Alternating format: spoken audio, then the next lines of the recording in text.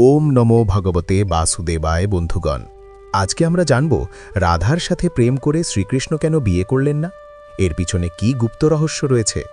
লোকমুখে অনেক কথা আমরা শুনি, শ্রীকৃষ্ণ মামির সাথে প্রেম করেছে, আবার অনেকে বলে শ্রীকৃষ্ণ একটি বড় লম্পট, সে ১৬,১০৮টা বিয়ে করেছে। লোকের বাড়িতে চুরি করে খায়, মেয়েদের বস্ত্র চুরি করে, লোকের বউদের সাথে প্রেম করে বেড়ায়, এবং কেউ কেউ তো সরাসরিভাবে বলে দেয় শ্রীকৃষ্ণ বহু নারীদের সাথে পরকীয়া করেছে, অবৈধ সম্পর্ক করেছে, এবং শ্রীমতী রাধারানীর বিষয়েও খারাপ খারাপ কথা বলতে দ্বিধা করে না। এখন সবথেকে বড় প্রশ্ন হল, শ্রীকৃষ্ণ ভগবান হয়েও কেন এমন কাজ করলেন? এর পিছনে কি লুকিয়ে আছে এক ভয়ানক রহস্য? এই ভিডিওটি আপনার জীবনের সমস্ত ভুল চিন্তাধারার অন্ধকার দূর করবে। কল্পবাণী চ্যানেলটিতে নতুন হলে অবশ্যই ভিডিওটিতে লাইক করে চ্যানেলটি সাবস্ক্রাইব করে দেবেন এবং আপনার বন্ধুবান্ধব ও পরিবারের সকলের কাছে ভিডিওটি শেয়ার করে দেবেন, যেন সকলে এই অমূল্য জ্ঞান প্রাপ্ত করতে পারে। আপনার যদি কিছু জানার থাকে অবশ্যই আমাকে কমেন্ট করে বলতে পারেন। চলুন তাহলে আর কোনো দেরি না করে রাধাকৃষ্ণের রহস্যময় কাহিনী শুনি। শ্রীকৃষ্ণ বলেছে, জীবনে যাই করুন তা সম্পূর্ণ করেই আসুন, কারণ অর্ধজ্ঞান, অর্ধশিক্ষা ও অর্ধ রান্না করা খাবার কোনোটাই কিন্তু ভালো নয়। অর্ধশিক্ষা, অর্ধজ্ঞান নিয়ে কোনো কাজ করলে সেখানে নিশ্চিত বিপদ হয়, এবং অর্ধ রান্না করা খাবার খেলে পেটে অসুখ করে। তাই জীবনে যা কিছু করুন তার সম্পূর্ণ করেই আসুন। আজকের রাধাকৃষ্ণের এই রহস্যময় গল্পটি যদি শেষ পর্যন্ত না দেখেন, তাহলে রাধাকৃষ্ণের এই রহস্যময় গল্পটির অমৃত রস আপনি আস্বাদন করতে পারবেন না। আজ আমরা সেই হৃৎস্পর্শী কাহিনী শুনব, যা শুনলে পাষাণ হৃদয়ও গলে জল হয়ে যায়। আপনি বিষয়টাকে একটু সহজভাবে দেখুন তো। যে অনন্ত কোটি বিশ্বব্রহ্মাণ্ডের মালিক সেই স্বয়ং ভগবান শ্রীকৃষ্ণ, যার এক ইশারায় ব্রহ্মাণ্ড চলে, তাকে কি মাখন চুরি করে খেতে হয়? আসলে শ্রীকৃষ্ণ মাখন চুরি করেননি, তিনি ভক্তদের হৃদয় চুরি করেছিলেন। মাখন হলো মানুষের অন্তরের ভক্তি, যা অনেক মন্থন করার পর বের হয়। আর বস্ত্রহরণ, ওটা কোনো অশ্লীলতা নয়। ভগবান শিখিয়েছিলেন, তার সামনে যেতে হলে সমস্ত অহংকার আর লোকলজ্জারূপী আবরণ ত্যাগ করে সরল মনে যেতে হয়।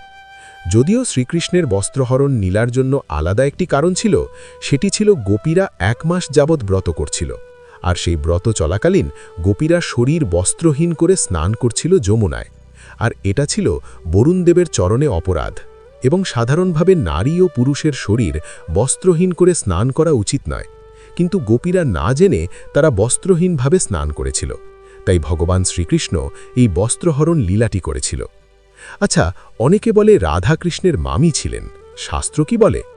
ব্রহ্মবৈবর্ত পুরাণ অনুযায়ী রাধারানী হলেন কৃষ্ণের আহ্লাদিনী শক্তি। সহজভাবে বুঝুন, সূর্য আর তার আলো কি আলাদা? আগ্নি আর তার উত্তাপ কি আলাদা? না, ঠিক তেমনি কৃষ্ণ হলেন পরমাত্মা, আর রাধা হলেন সেই আত্মার আনন্দ।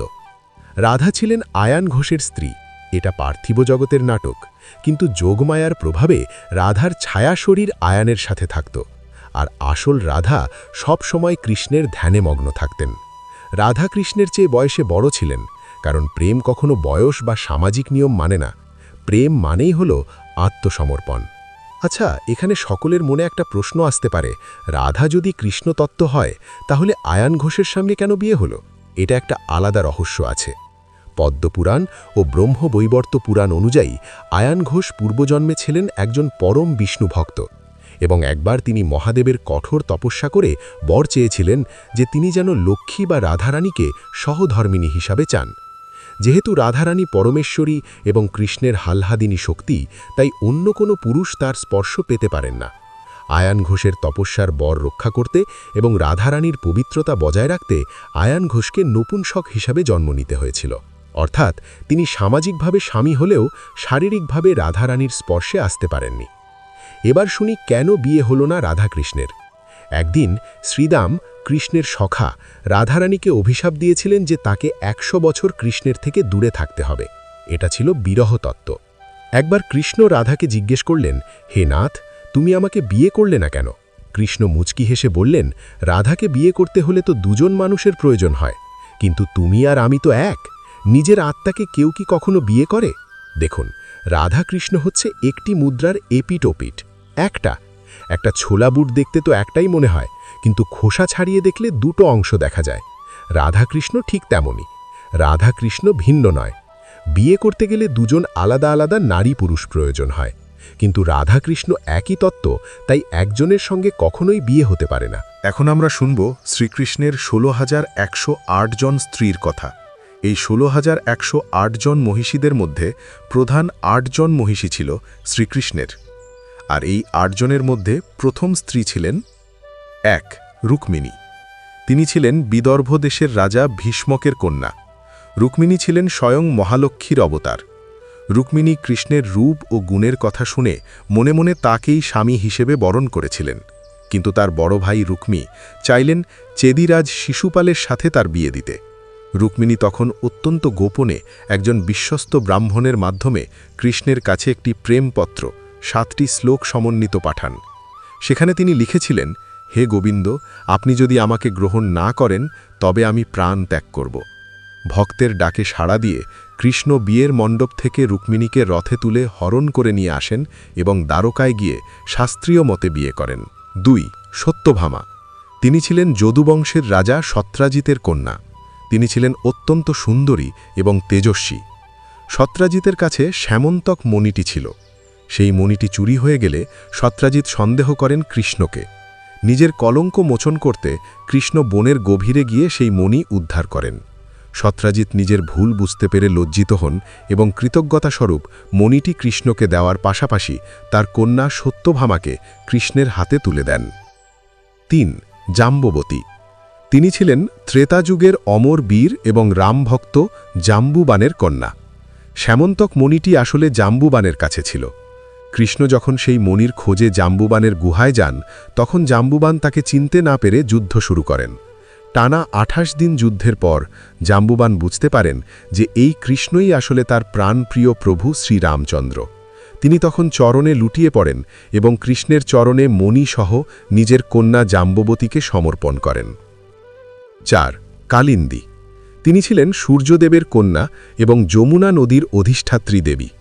কালিন্দী যমুনা নদীর তীরে শ্রীকৃষ্ণকে স্বামী হিসেবে পাওয়ার জন্য কঠোর তপস্যা করছিলেন। একদিন কৃষ্ণ আর অর্জুন বেড়াতে গিয়ে তাকে দেখেন। অর্জুন তার পরিচয় জানতে চাইলে তিনি তার মনের ইচ্ছার কথা বলেন। কৃষ্ণ তার ভক্তের মনোবাসনা পূর্ণ করতে তাকে দ্বারকায় নিয়ে গিয়ে বিবাহ করেন। ৫ মিত্রবিন্দা। তিনি ছিলেন অবন্তী রাজ্যের রাজা জয়সেনের কন্যা। মিত্রবিন্দা ছিলেন কৃষ্ণের পিসি শ্রুতকীর্তির মেয়ে। মিত্রবিন্দার স্বয়ম্বর সভার আয়োজন করা হয়েছিল। তিনি মনে মনে কৃষ্ণকে পছন্দ করলেও তার ভাইয়েরা বিন্দ ও অনুবিন্দ কৃষ্ণের বিরোধী ছিলেন। মিত্রবিন্দার মনের টান বুঝে কৃষ্ণ স্বয়ম্বর সভা থেকেই তাকে বীরত্বের সাথে জয় করে নিয়ে আসেন এবং দ্বারকায় গিয়ে শাস্ত্রীয় মতে বিবাহ করেন। ৬ সত্যা। তিনি অযোধ্যার অর্থাৎ কোশল দেশের রাজা নগ্নজিতের কন্যা ছিলেন। রাজা নগ্নজিৎ একটি কঠিন শর্ত রেখেছিলেন, যে বীর ৭টি অতি শক্তিশালী ও হিংস্র ষাঁড়কে একসাথে নাকে দড়ি দিয়ে নিয়ন্ত্রণে আনতে পারবে তাকেই তিনি কন্যাদান করবেন। অনেক বীর ব্যর্থ হলেও কৃষ্ণ যোগ বলে নিজেকে ৭টি রূপে বিভক্ত করেন এবং চোখের পলকে ৭টি ষাঁড়কে দমন করেন। এরপর ধুমধাম করে তাদের বিবাহ হয়। ৭ ভদ্রা। তিনি ছিলেন কেকয় রাজবংশের রাজকন্যা এবং কৃষ্ণের আরেক পিসি শ্রুতদেবার কন্যা। ভদ্রার ভাইয়েরা এবং বাবা কৃষ্ণের গুণমুগ্ধ ছিলেন। তারা জানতেন ভদ্রা কৃষ্ণকে ভালোবাসেন, তাই তারা নিজেরাই অত্যন্ত সম্মানের সাথে কৃষ্ণকে আমন্ত্রণ জানিয়ে শাস্ত্রীয় আচারের মাধ্যমে ভদ্রাকে কৃষ্ণের হাতে তুলে দেন। ৮ লক্ষণা। তিনি মদ্রদেশের রাজার কন্যা ছিলেন। তিনি ছিলেন অত্যন্ত সুলক্ষণা এবং বিদুষী। লক্ষণার বিয়ের জন্য একটি বিশেষ স্বয়ম্বরের আয়োজন করা হয়েছিল, যা অনেকটা দ্রৌপদীর স্বয়ম্বরের মতো ছিল, অর্থাৎ জলের নিচে ছায়া দেখে ওপরের লক্ষ্য ভেদ করা। বিশ্বের বহু বড় বড় রাজা সেখানে ব্যর্থ হন, কিন্তু কৃষ্ণ অবলীলায় সেই কঠিন লক্ষ্য ভেদ করেন এবং লক্ষণাকে স্ত্রী হিসেবে গ্রহণ করেন।